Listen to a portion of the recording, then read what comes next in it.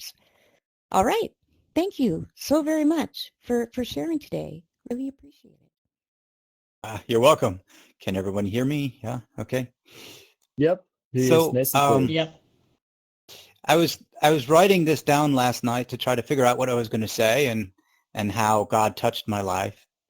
And I decided to make the title of this "God Won't Let You Go," or "God Wouldn't Let Me Go." And these are some examples of what happened to me and how God never let me go. It was just amazing.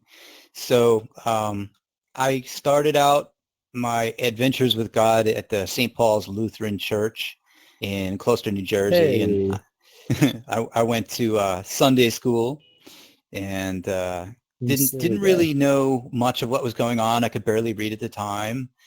And then, I was baptized and I was educated through the confirmation process.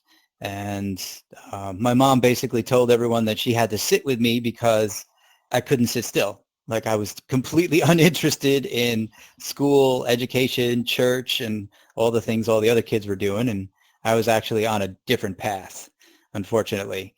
Um, so I guess I moved on into grammar school and high school, and I tended to go to these church gatherings like camps or the youth group. And whenever I would go to the camps, I tended to gravitate towards the bad kids. And we would go off and do bad things and get in a lot of trouble. And when I was, you know, with the youth group, I had friends that were the bad kids, stuff like that, and I got into trouble here and there, and then eventually I got my car when I was 17, and I started going out and exploring the world, and I ended up with another crowd of bad kids, and we were going to clubs in New York City, and lots of bad things were happening there, and I was just getting further and further and further away from God. Um, but there's one thing I forgot to add, that when I was younger, I had gotten into a motorcycle accident, and Ooh, I had some injuries, but I remember kind of either blacking out or dying for about a few seconds. And I kind of floated up away from my body. I had one of those out-of-body experiences. And I got to look down at everything, and I saw myself, laying over the motorcycle in the car right there and everything. And but I could feel a presence, right? Of course, that's God, the Holy Spirit, and everything. I could feel an energy, and I can tell you that it's really there.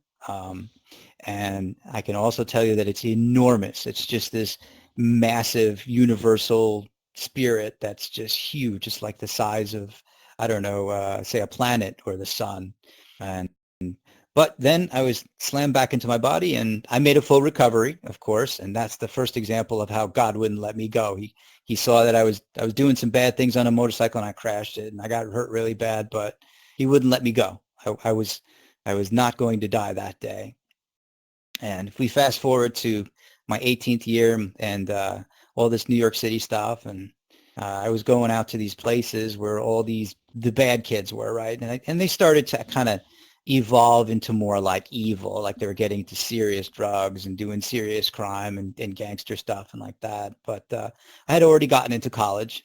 So they sent me off to college. I was able to get away from New York City, flew all the way across the United States to Arizona State University and landed there, and immediately kind of had a whole different perspective on what being social with other individuals was like.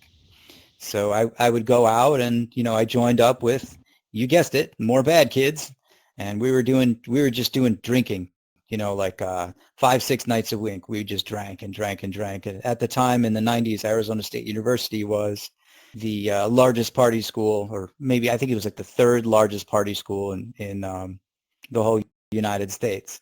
And my mom sent me out there to get an education because my sister was there, and I just kind of moved off into doing bad stuff. Somehow I completed my education there at Arizona State University and got my bachelor's degree, and I got a degree in entrepreneurship, which is kind of like a subset of more bad kids, where they don't want to work, they don't want to work for anybody, they don't want to take orders from anybody, they just want to start their own business. So that was the group I got into.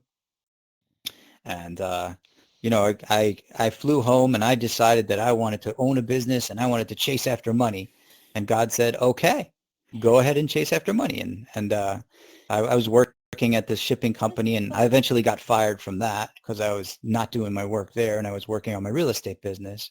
So I guess in 2003, 4, 5, 6, and 7, I was buying and selling property and living it up, right? So I had all this extra cash. I was going out to New York City. By then I had moved back to New Jersey, and I was going back and forth to New York City to all these fancy restaurants. And this is actually a story of my life that's similar to, I believe it was Solomon, and he says that everything is vanity, and God gave him all the money in the world, and he just went and spent all of it and realized that he couldn't make himself happy. So that's kind of like what was happening to me.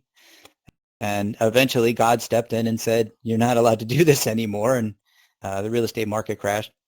So I went bankrupt.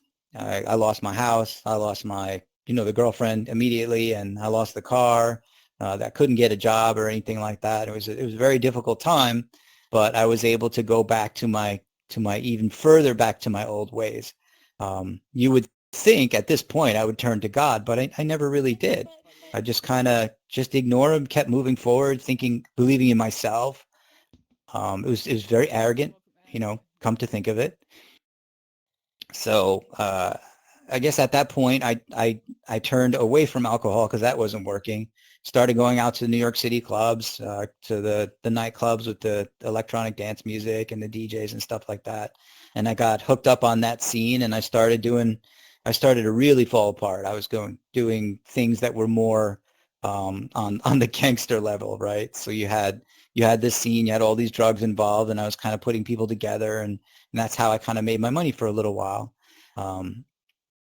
until I bumped into Rosa, who was going to be my future wife at the time.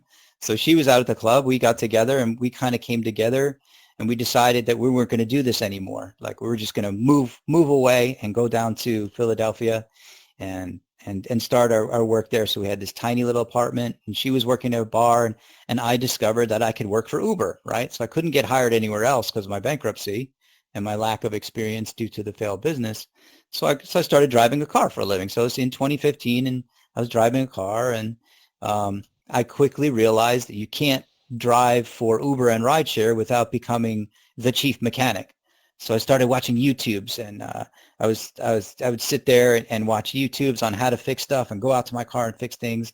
And then I would drive the car, something else would break, and there was suspensions and transmissions and engine rebuilding and all kinds of different stuff, getting inside the doors and fixing stuff in the doors.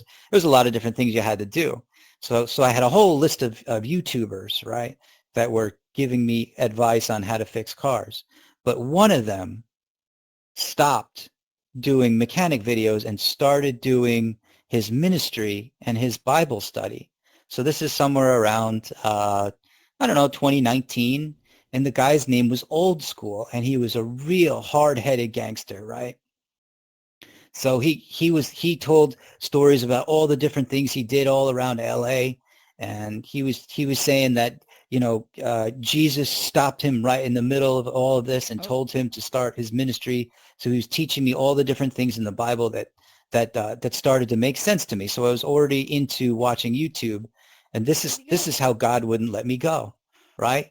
He just came back into my life at this point where I needed to really learn about cars and moving on with my job. And he's like, no, wait a minute. Hold on a second. You need to follow this guy because he's just like you. He's hard-headed. He wouldn't receive the word. He had alcoholism. He did every drug. And this guy was just like me, but he was very tough. He's a big, tough guy. Kind of like, imagine Mr. T giving you some advice like, hey, listen, you need to do this. You need to cut this stuff out. You need to cut this stuff out, cut this stuff out. And you need to turn to God. You need to hit your knees and pray and blah, blah, blah. And so that actually changed me. And then obviously in 2019, at the end of 2019, the pandemic hit. And that's when I got my VR headset. So I started looking for churches in VR because no one could go out to church at the time in which God said to me, I want you to turn to me and learn about me through the Bible and the Word and gain some spirit and start praying. At that very moment, everything got shut down. So I had to find VR Church, which is all of you guys here, and I'm very thankful and grateful, and I appreciate it. So that's kind of like how God wouldn't let me go. He wouldn't let me go to alcohol. He wouldn't let me go to drugs. He wouldn't let me go to bad behavior. He wouldn't let me go. He let me, his patience was incredible with me. And that's what I wanted to explain to you guys is kind of how I got here, and that my experience with God was extraordinary patience, and he just wouldn't let me go. Oh, so seriously, I'm fighting back tears. That was such an incredible story, and we can't thank you enough for sharing it. No doubt in my mind, someone is going to be encouraged by this. Oh my gosh, I can imagine, even if it's not like exactly the same path, but the style of going away, and God drawing you back and back and back, or out and back. And I think that probably resonates for many or most of us, to be honest. And not everybody can share that. Like it's hopefully I'm in megaphone. Not everybody can share Move that, to the right a little bit because so you're on megaphone. I was off megaphone that whole time. I'm so sorry.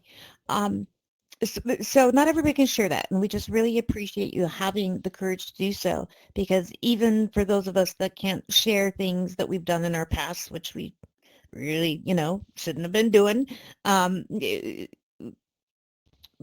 we I lost track of my thought here. I'm just saying thank you. This is powerful. This is meaningful. This is going to help at least someone, but I think someone's. It's helping me. It's amazing. Thank you. Oh, you're welcome. Sorry, but that was really, really good. Like, seriously, that was really, really good.